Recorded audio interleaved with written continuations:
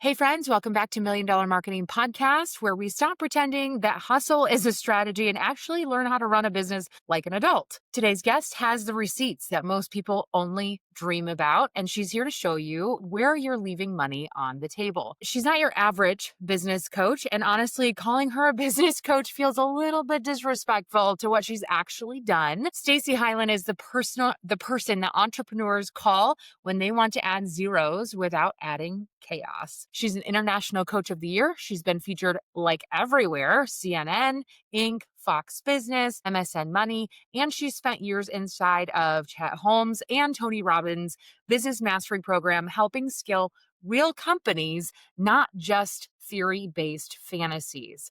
She's coached 6, 7, and 8-figure entrepreneurs. Insert the 6, 7 joke. I don't know if anybody's got that right now. On how to find hidden profits, increase their sales without being a pushy weirdo, because who wants that? And actually build a business that aligns with their life instead of swallowing it whole. She's also got her book, Hidden Profits, coming out soon. And I promise you this: if you are running a business right now and you think that you are doing everything that you can to increase your revenue, you're absolutely not. You're not even close. Stacey's going to make you see the money that you've been stepping over.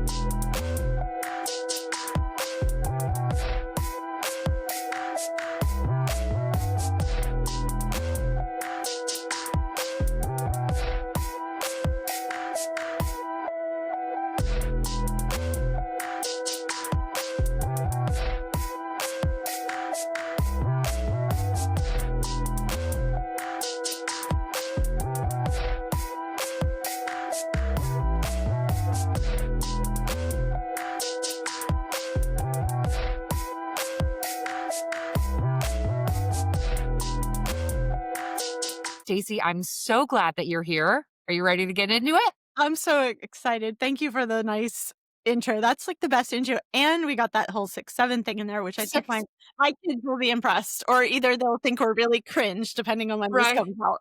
Super cringe. Yeah. I have boys who are 4, 9, and 12, and I'll show them this. Okay. Mom's so cool. Oh my goodness. All right. From your vantage point, what are entrepreneurs like misunderstanding about growth right now? Well, I think one of the things that it's not just right now, but all of the time is that they're always looking for new strategies to grow their business, which is a good thing, right? To have your eye open for opportunities, but they're not really mining the gold that's right there. You know, if you see the acres of diamonds, right? You're like digging for diamonds and then you're like, oh, the diamonds are over there and you want to go dig over there. But then the original mine had the diamonds in it. And I think that's what a lot of entrepreneurs are doing, chasing all these squirrels, thinking the diamonds are over there, where they can increase their revenue by the things that they're already doing by optimizing those things. My goodness. This is exactly why I wanted you here. Like, when I had an opportunity to get you on my podcast, my listeners are the kind of people who are willing to hear that uncomfortable truth and like be called out for like, oh, you need to stop doing that. Because if it means scaling smarter, right? They are Yeah. totally open to being called out for behavior that is like, oh, we shouldn't be doing. So, oh You my know, goodness. and I think that's important because I've been coaching for over 20 years. I have clients that have been with me for 15 years, 7 years, Mm, 5 years. And the reason why is that it's always like that stuff that you can't see yourself, that like listening, watching this podcast, you find one thing that can make you thousands of dollars, like go implement it. Like, yeah, for sure. For sure. Okay, so you've coached inside of Tony Robbins and Chet Holmes' Business Mastery, which is amazing. What patterns do you see in people who scale to 8 figures that the 6-figure crowd do not have yet? It's interesting. I just, in my Facebook memories, popped up me in London with Tony Robbins today. Oh, So in fun. 2012. So that was wild. So I think one of the biggest things is that people that are taking action versus waiting for things to be right. Mm, And, I even coached people that had 9-figure businesses, and it was interesting because when I was coaching with Chet and Tony, you would have business owners that were 6 figures, and you'd come to the coaching call and they'd be like, "Oh, I didn't get it done." They had a lot of excuses, right? And then I coached a guy, it was actually a couple who was at 9 figures, and they came to every call like, "Oh my gosh, that was great. They implement. That was great. They implement." And so I think it's really about implementation and focus and like taking action.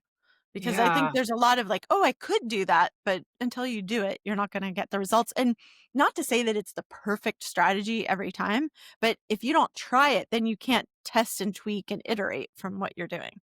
Okay, you know that I'm like the Facebook ads expert. I see this with people with ads all the time too, is they're afraid to do the thing. Like they're afraid to like lean in and do, and they're afraid of the risk, or they'll talk about doing it. I'll do my webinar when I do this, or I'll run ads to the challenge when I do this. But the people that are making money, they started running ads years ago and they haven't stopped. So it's like, what's holding you back? What's keeping you from doing the thing? Very interesting point. Appreciate that little insight into that difference there. Yeah, it's interesting because one of the Tony Robbins events that we were at, it was actually the very first event, the very first Business Mastery when he and Chet Holmes merged companies to create Business Mastery, Yeah. and it was right when the recession happened. So the people that were attending were really, I don't want to say they were struggling, but they were stressed, right? Which could be right now as well, that people are stressed with what's going on in the economy. They don't know what's happening.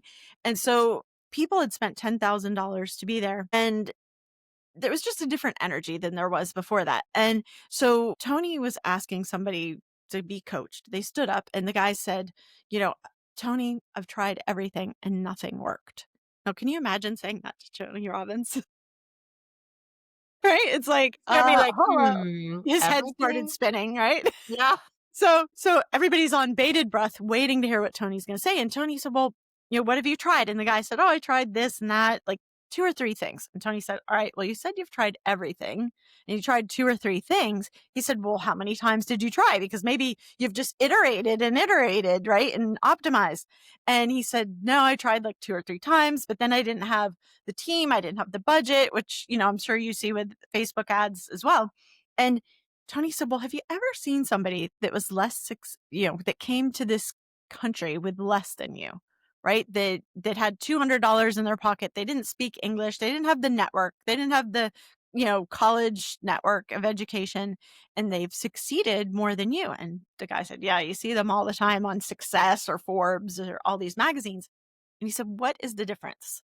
And the difference boiled down to is it wasn't a lack of resources, it was a lack of resourcefulness that this guy had, right? And so that's where, like, if you really want to look at the difference between a 6-figure, 8-figure, 9-figure business, is like they got resourceful. How can we solve this problem? And now with AI, like with the AI consulting built into what we're doing, it's so much, it's even easier, right? But Yeah. people still make excuses. And you Ex really can't optimize it if you're not doing anything. yeah, for sure. Excuses are like the foundation of why businesses don't hit that seven-figure mark. Man, that really stood out to me where you said the difference between like resources and resourcefulness. Yeah.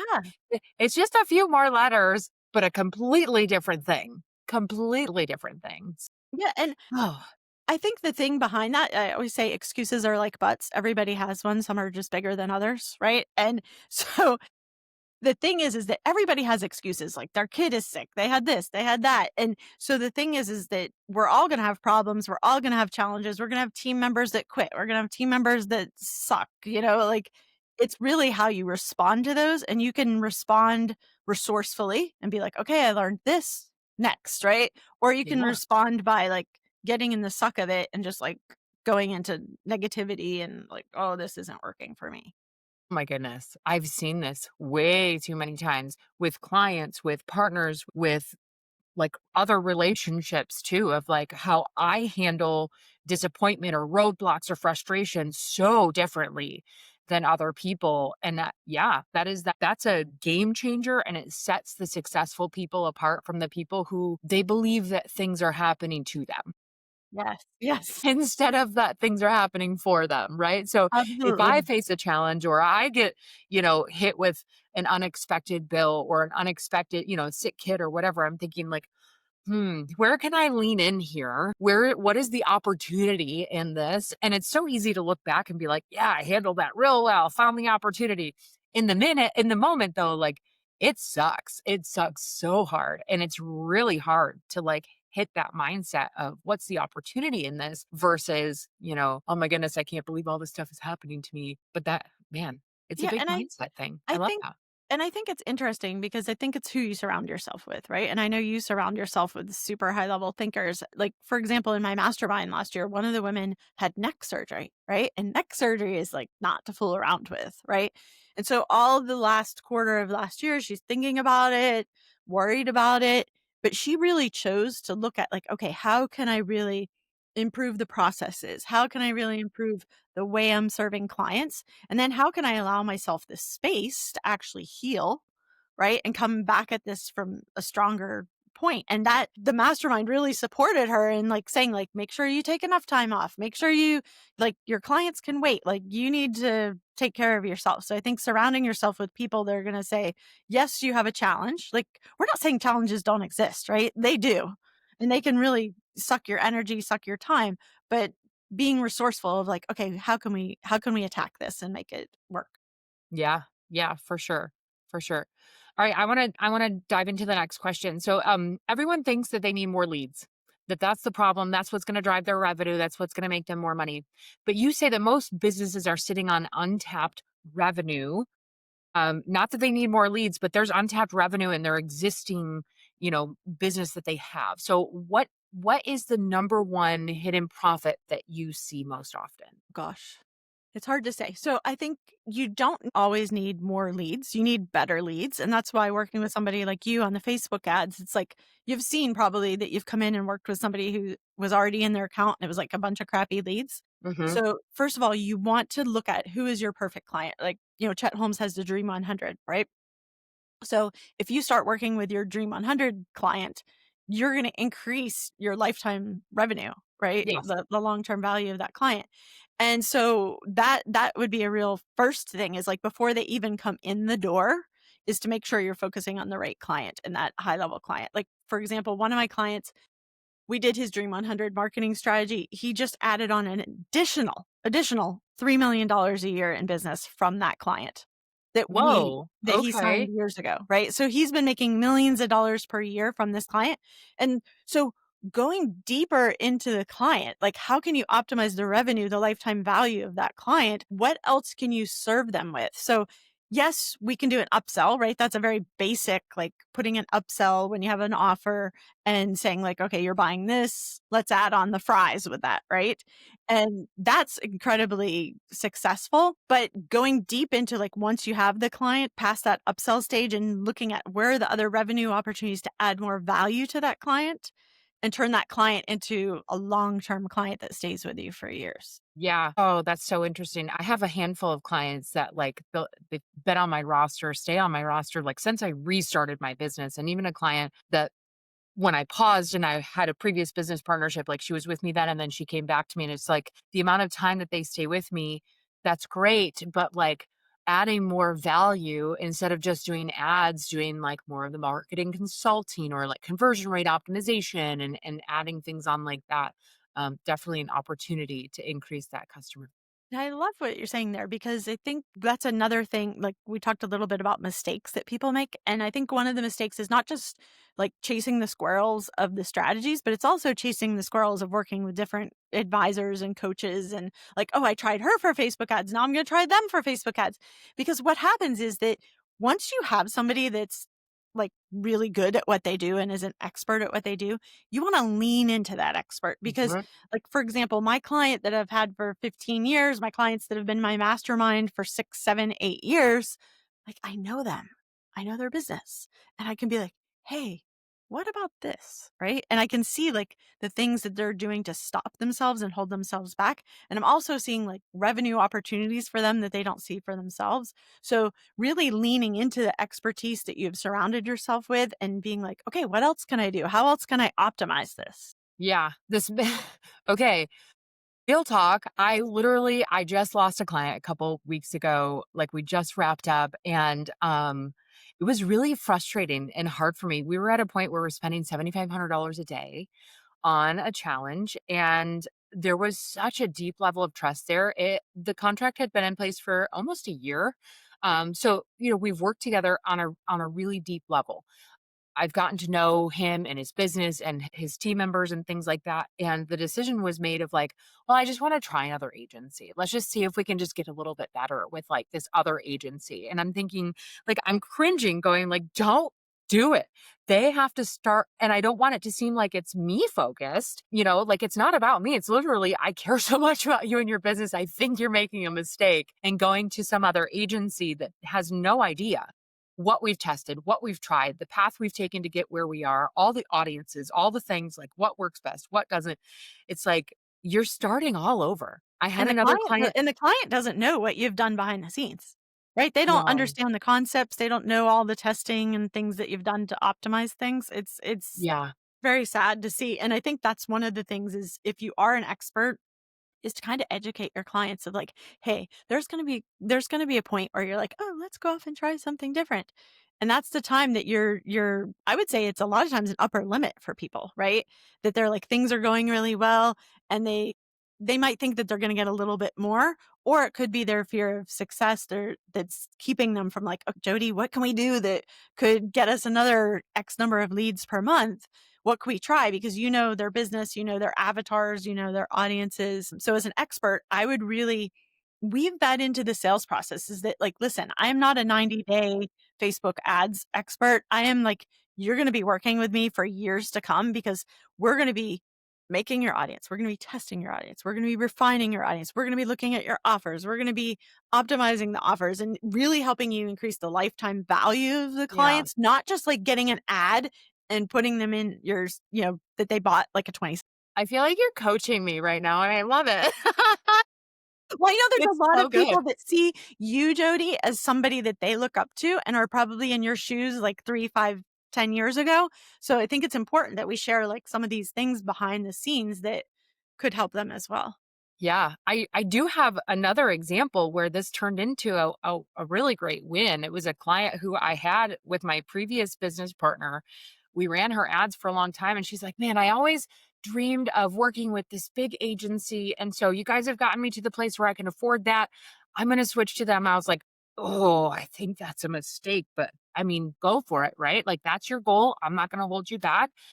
She literally was paying them $10,000 a month for ads and copy and everything, and they would not let her out of her contract when they tanked her budget, completely, like, drained her operating budget, and they, like, put her account into, like, this cookie cutter approach of, like, "This is how we manage ads," and she's like, "No, no, no, no. Like, I know my account wants this. I know my account needs this," and she's like, "I just need Jody back," so she ended up coming back to me, but unfortunately, we had a huge deficit to work with, but I got her account profitable within 12 days because Wow. I knew how her account Wow. worked and I knew her on such a deep personal level too that I was Yeah. like, "All right, we got this." Yeah. So that's one of those like, you know 12 days. And that's something that I think one of the things I work with my clients on is going from being a commodity to being couture in their business. And so that's like a perfect example of like working with you as the couture and working with this big ads agency was the commodity, right? Because they were just another person to them. They were taking that 10K a month and they weren't really like, they were not really attuned to her needs and her results that she wanted. Yep, I she was think a number on the roster. I've yeah, seen and it way too many times. as a smaller business owner, like, we have an advantage even though we think we're competing against these big companies, we have the advantage that, like, my mastermind is small, and it's not competing with 100-person masterminds where the coach or leader doesn't even know what your business is. Like, I've been in those that have paid 30,000 a month, not 30,000 a month, 30,000 a year, and the person's like, "Oh, what are you selling again?" And I was like, "Are you kidding me?" Right? So, those are those little mistakes that now, like, I tune into my clients to be like, "Okay, we're gonna keep it really intimate, but, like, going in couture to get you the results that you want." I love that. Okay, AI. You mentioned AI. I know.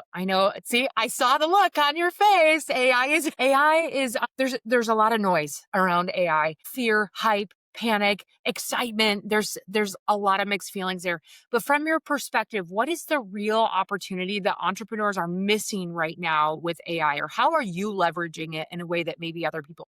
So one thing about me is because I worked with Chet Holmes and Tony Robbins is that I'm very strategic, right? So a lot of times people see AI and they go at it from a very tactical thing and say like, "Oh, I'm just going to use it to write my emails," right? And so they're just looking at little things, pieces that they can do. But I want you to be more strategic and look at like what are the biggest, revenue boosters? What are the biggest time freedom boosters that you can have in your business from using AI and use those. And I Mhm. think one of the other things that I see people do is that they're using it very sporadically. Like I did an AI assessment this morning for a client, and the assessment is just like going through like a detective to see what they're doing with their AI. How this person's already doubled their business from working with me. And then we stopped working together and now she's doing, she was doing AI on her own. And the things that she was doing in her business, it was like she didn't know what she was doing. So she wasn't getting the results. And if you think about it strategically, how can I serve my clients at a higher level? And really put in your genius into the AI. And I really resisted this at the beginning because I've been in the AI world for almost 3 years now, and I was like, "Oh, I don't wanna put my intellectual property in there." And I'm over that hump now because like, we're there.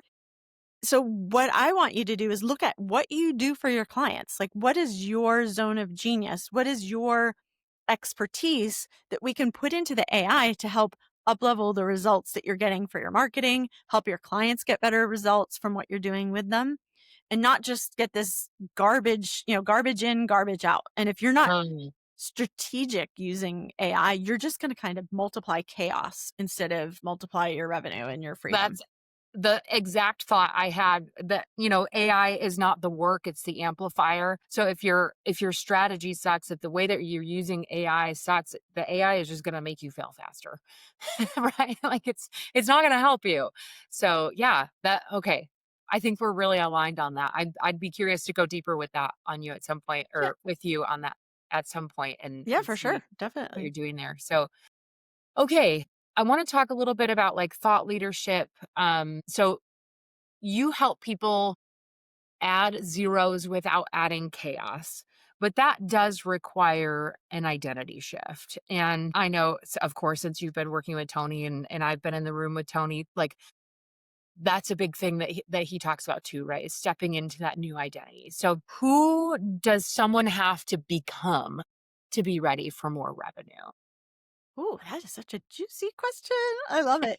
So I think it goes back to what we said before is they can't be an excuse maker, right? So if you look at somebody that's an excuse person, right? Like I have excuses versus somebody that's an implementer. You have to be an implementer. So and it's almost you're feeling the fear and doing it anyway. Hmm. The other thing I see is that you need to be celebrating it every step of the way because I'm not going to lie, as Kelsey says on her podcast, that entrepreneurship is not easy. It's hard, right? So if you're not celebrating, like I had a client that I started working with, he was at 6 figures. Then he went to 7 figures. And then he got to 8 figures. You know what happened the day he made 8 figures? I'm afraid.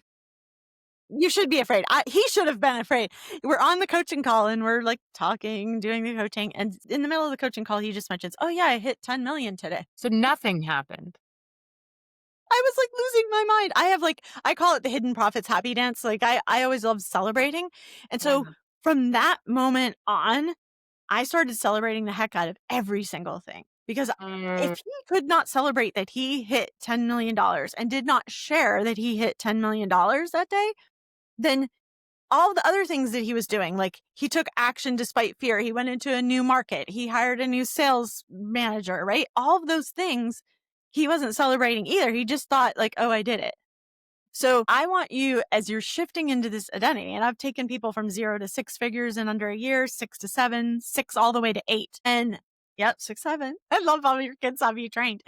And so the thing is that if you are going to do that, you need to celebrate every step of the way, because when you have days that are really hard, you celebrate the things that are, you took action, right? You did something that was hard. You sent the emails that you wanted to send. Like, celebrate those baby steps, because that's going to give you the courage to take bigger and bigger risks, do scarier and scarier things that you haven't done before. Absolutely. I'm a huge Alex Sharfin fan. I know he's kind of sunset that business where he, the simple operations, the Sharfin business, where he was talking a lot about business and operations and all of that stuff. But one of the things that he said, which has really, really lasted with me, it's just left such an impact, is that if you don't have the business that you want, you haven't become the person that you need to be in order to have that business. And there are very few people that actually want to or are willing to step into that identity that creates that result. So few people are willing to step into that. It's scary. It can be scary, but we do it afraid and we do it anyways. And I love the idea of like celebrating the wins along the way as well. But he also said something like, if you want $1 million business, treat yourself like $1 million athlete. And Yeah. that Yeah. $1 million behavior, Yeah. and really taking care of yourself. So Yeah. okay, some practical application. So you're big on building a business that aligns with your life. So for the entrepreneur who feels chained to their business, is there something that you might suggest for them, a place where they could start or what they could do differently? So I built this business because my dad passed away when he was 56. Okay. Mm, So I had like a really big wake up call that like life doesn't just keep going on. Like it can, hit you in the butt pretty hard. And mhm, so I got really clear when my dad died that I wanted to create this business and have the space for my family. Even though I didn't have kids, I wasn't even married, but I was like, I know that I want to build this around the lifestyle. So I always start with lifestyle design first, mm, because you might want $1 million, you might want 500,000, you might want 10 million, but you need to design around the lifestyle that you want.